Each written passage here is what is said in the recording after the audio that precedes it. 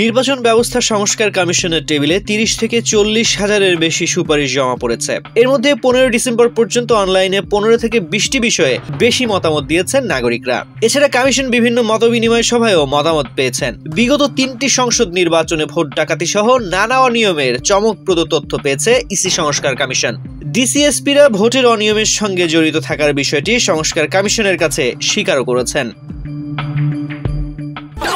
Offer Walton fridge কিনে পেতে পারেন ২০ লক্ষ টাকা, রয়েছে কোটি কোটি টাকার নিশ্চিত উপহার। অবাধ অংশগ্রহণমূলক ও নিরপেক্ষ জাতীয় এবং স্থানীয় নির্বাচন অনুষ্ঠানের লক্ষ্যে বিদ্যমান নির্বাচনী ব্যবস্থাকে ঢেলে সাজাতে মতামত চেয়ে গত ২২ অক্টোবর বিজ্ঞপ্তি জারি করে সংস্কার কমিশন। সেই সময় ১৫ নভেম্বরের মধ্যে আগ্রহী ব্যক্তিদের এই সংস্কার কাজের জন্য পরামর্শ, মতামত ও প্রস্তাবনা দেওয়ার অনুরোধ জানানো হয়। পরে ১৫ ডিসেম্বর পর্যন্ত অনলাইনে মতামত দেওয়ার সময় বাড়িয়েছিল কমিশন। এরপরও সংস্কার কমিশন বিভিন্ন বিভাগে গিয়ে স্টেক হোল্ডারদের মতামত নিয়েছে। জানা গেছে নাগরিকদের মতামত বিশ্লেষণ করছে কমিশন।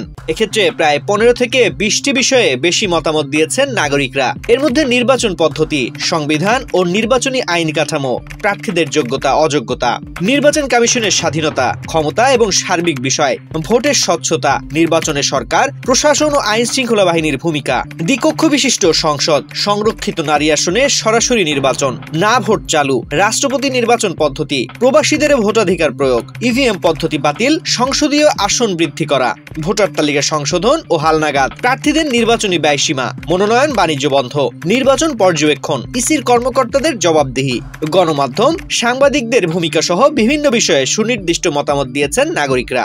এছাড়া ওয়েবসাইট, ইমেইল, ফেসবুক পেজ ও মেসেঞ্জারেও হাজার হাজার মতামত পেয়েছেন কমিশন।